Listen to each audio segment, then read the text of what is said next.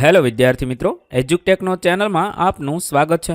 આજે આપણે શીખીશું ધોરણ 5 વિષય પર્યાવરણ એટલે કે આસપાસ પાઠ 15 ઠંડુ કે ગરમ। પાઠ 15ની સમજ મેળવીશું તથા તેની અંદર આવતા પ્રશ્નોના જવાબની સમજ મેળવીશું। વિદ્યાર્થી મિત્રો, વિડીયોનો આ બીજો ભાગ છે। પહેલા ભાગનો વિડીયો તમે વિડીયોના ડિસ્ક્રિપ્શનમાં આપેલી લિંક પરથી મેળવી શકશો। તો ચાલો શીખીએ પાઠ 15 ઠંડુ કે ગરમ।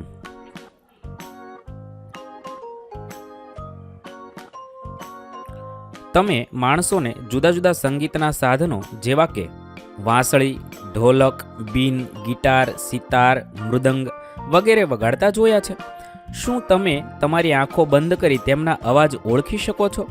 આ સંગીતના સાધનો વિશે વધારે જાણો અને તેના ચિત્ર પણ ભેગા કરો। વાંસળી, તો વાંસળીનું ચિત્ર છે, તેના વિશે લખી શકાય તે વાંસમાંથી બનેલી હોય છે। તેનો આકાર પોલી નળી જેવો હોય છે। તેને 6 કાણા હોય છે। એક બાજુએથી ફૂંકીને તેને વગાડવામાં આવે છે। બીજું છે ઢોલક। તે લાકડામાંથી બનેલું નળાકાર વાદ્ય છે। તેની બંને બાજુ તંગ એટલે કે ચામડાથી ઢાંકેલી હોય છે। તેને 2 લાકડાથી લેમ્બ, સળીઓ વડે કે હાથથી આંગળીઓથી થપાટથી વગાડવામાં આવે છે। ત્રીજું છે મોરલી અથવા બીન। તે સૂકી દૂધી કે કોળાની ખાલ તથા વાંસ અથવા લોખંડની પાઇપમાંથી બનેલું વાદ્ય છે। ફૂંકીને વગાડવામાં આવે છે। મદારી લોકો આ વાદ્યનો ઉપયોગ કરે છે। મૃદંગ, તે ઢોલક જેવું જ એક વાદ્ય છે। તેને હાથથી થપાટ મારીને વગાડવામાં આવે છે। તેની પહોળાઈ ઢોલક કરતાં ઓછી અને લંબાઈ વધારે હોય છે। પાંચમું છે ગિટાર। તે પ્લાયવુડથી બનેલું વાદ્ય છે। તેમાં લગાવેલા તંગ તારની મદદથી તેને વગાડવામાં આવે છે। ત્યારબાદ ફૂંક વડે વાગતા સાધનો।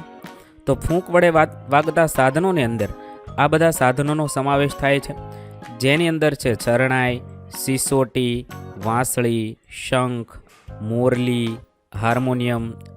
આ બધા સાધનો છે ફૂંક એટલે કે હવા વડે વાગે છે।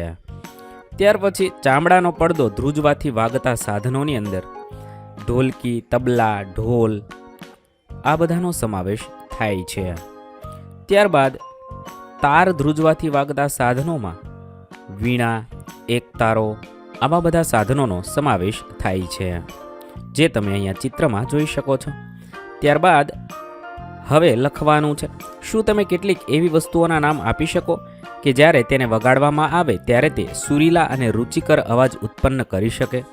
તો લખી શકાય, સુરીલા અને રુચિકર અવાજ ઉત્પન્ન કરી શકે એવી વસ્તુના નામમાં વાંસળી, મોરલી, શરણાઈ, હાર્મોનિયમ, વાજુ, સિતાર, ગિટાર વગેરે છે।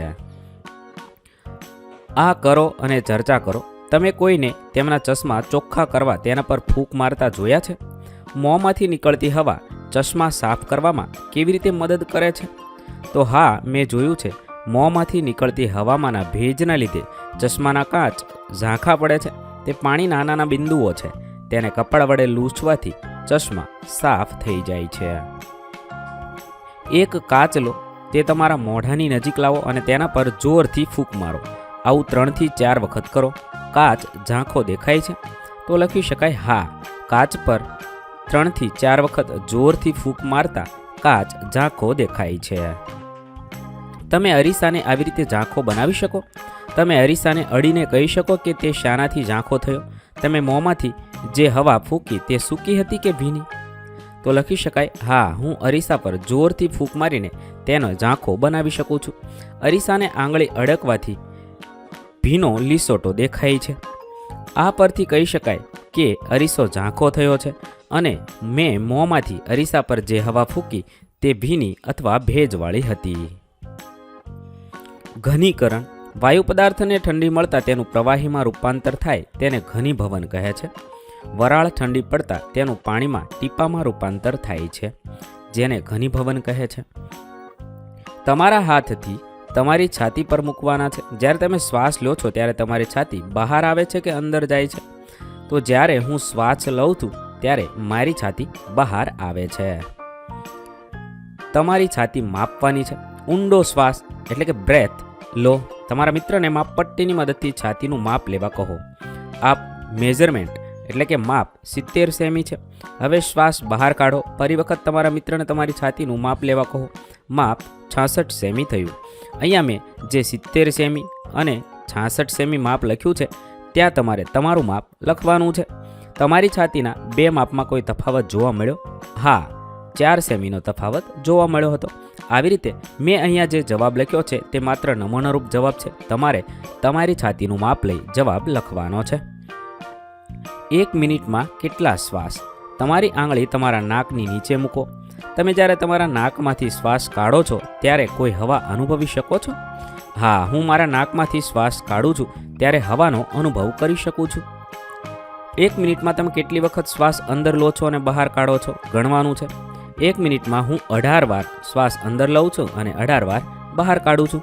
અહીંયા તમારે તમારો આંકડો લખવાનો છે, જે 1 કે 2 કે 3 વખત વધુ ઓછો હોઈ શકે છે. 30 કૂદકા મારો. તમે હાંફતા હોય એવું લાગે છે? હા, 30 કૂદકા મારવાથી હું હાંફતો હોય એવું લાગે છે. હવે ફરી 1 મિનિટમાં તમે કેટલી વખત શ્વાસ અંદર બહાર કાઢો છો તે ગણવાનું છે. તો હવે મેં 28 વખત શ્વાસ અંદર લીધો અને 28 વખત બહાર કાઢ્યો.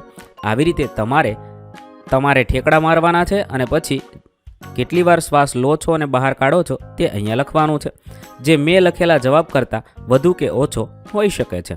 કૂદ્યા પહેલાં અને પછી તમારી ગણતરીમાં શું તફાવત આવ્યો? તો કૂદ્યા પછી મેં 10 વખત શ્વાસ વધારે લીધો અને વધારે છોડ્યો. આવી રીતે તમારે કેટલાનો તફાવત આવે છે તે તમારે અહીંયા લખવાનું છે. ત્યારબાદ તમારી અંદરની ઘડિયાળ. તમે બધાએ ઘડિયાળનો ટીક ટીક અવાજ સાંભળ્યો છે. તમે ડૉક્ટરને તમારી છાતીનો અવાજ સાંભળવા સ્ટેથોસ્કોપનો ઉપયોગ કરતા જોયા છે. અવાજ ક્યાંથી આવે છે? શું તમારી છાતીમાં ઘડિયાળ છે જે અવાજ કરે છે? તો લખી શકાય, હા, મેં ડૉક્ટરને મારી છાતીનો અવાજ સાંભળવા સ્ટેથોસ્કોપનો ઉપયોગ કરતા જોયા છે. આ અવાજ આપણી છાતીની ડાબી બાજુએ આવેલું ધક ધક કરતું ઘડિયાળ જેવું હંમેશા ધબકતું રહે છે. તે આપણી છાતીના ડાબી બાજુએ આવેલું ધક ધક કરતું ઘડિયાળ જેવું હંમેશા ધબકતું રહેતું અંગ એટલે કે હૃદય છે. શું તમે તમારા ધબકારા સાંભળ્યા છે? તમારા ખભાથી કોણી સુધી લાંબી ટ્યુબ લો. ટ્યુબના એક છેડે ગળણી લગાવો. ગળણી તમારી છાતીને ડાબી બાજુએ મૂકો. ટ્યુબનો બીજો છેડો તમારા કાન પાસે રાખો. ધ્યાનથી સાંભળો. શું તમે ધક ધક એવો અવાજ સાંભળ્યો? તો લખી શકાય, હા, મેં મારા હૃદયના ધબકારા સાંભળ્યા છે. વળી રબરની ટ્યુબ અને ગળણીની બનાવેલ સાદા સ્ટેથોસ્કોપની મદદથી હૃદયના ધબકારાનો ધક ધક અવાજ સંભળાય છે. હૃદયના ધબકારા માપવા માટે ડૉક્ટર સ્ટેથોસ્કોપનો ઉપયોગ કરે છે. સામાન્ય સ્થિતિમાં તંદુરસ્ત મનુષ્યના હૃદયના ધબકારા 1 મિનિટમાં 72 થી 75 થાય છે. દોડ્યા પછી કે વ્યાયામ પછી તરત હૃદયના ધબકારા 75 થી વધારે થાય છે. હવે હવાનો પ્રવાહ એટલે કે ફ્લો ઓફ એર. આ માટે 10 થી 15 સેમી ત્રિજ્યાનો કાગળ લેવાનો છે. આ સાપના માથાના ભાગે દોરી બાંધવાની છે. તેમાંથી ચિત્રમાં બતાવ્યો એ મુજબ સાપ બનાવવાનો છે અને તમારા શિક્ષક શ્રી આ પ્રવૃત્તિ કરવાનું તમને શીખવશે એ મુજબ આ પ્રવૃત્તિ કરવાની છે. હવે તેના આધારે પ્રશ્ન છે કે શું તમે સાપના હલનચલનથી સમજી શકો છો કે હવા ઉપર તરફ કે નીચે તરફ વહે છે? તો લખી શકાય, હા, સાપની ઘડિયાળની દિશામાં ફરવાથી હલનચલનથી હું સમજી શકું છું કે હવા નીચેથી ઉપર તરફ વહે છે, તથા સાપના ઘડિયાળથી વિરુદ્ધ દિશામાં ફરવાથી હલનચલનથી હું સમજી શકું છું કે હવા ઉપરથી નીચે તરફ વહી રહી છે.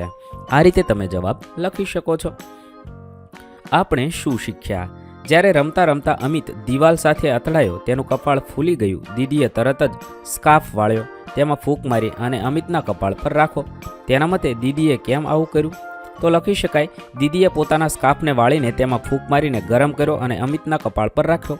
આમ કરવાથી કાફમાં આવેલી ફૂંકવાળી ગરમ હવા દ્વારા અમિતના કપાળના સોજા પર શેક થવાથી દર્દમાં રાહત થઈ અને કપાળમાં થતો દુખાવો ઓછો થયો. એટલા માટે આવું કર્યું હશે. આપણે ગરમ વસ્તુઓને ઠંડી કરવા અને ઠંડી વસ્તુઓને ગરમ કરવા ફૂંક મારીએ છીએ. દરેકનું એક ઉદાહરણ આપો. તો ફૂંક મારવાથી ગરમ વસ્તુ ઠંડી થાય તેનું ઉદાહરણ ગરમ ભજીયા. ફૂંક મારવાથી જલ્દી ઠંડા થાય છે. ફૂંક મારવાથી ઠંડી વસ્તુ ગરમ થાય તેનું ઉદાહરણ જોઈએ તો બરફ પકડવાથી થીજી ગયેલી હાથની આંગળીઓ પર સતત જોરથી ફૂંક મારતા રહેવાથી આંગળીઓ ગરમ થાય છે.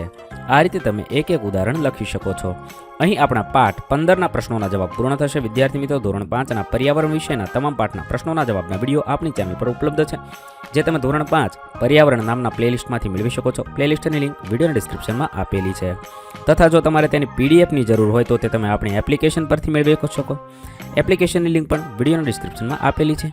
વિદ્યાર્થી મિત્રો, આપેલા વિડીયોની જો તમારે પીડીએફની જરૂર હોય તો તમે આપણી એપ્લિકેશન સ્માર્ટ સાથી પરથી મેળવી શકશો.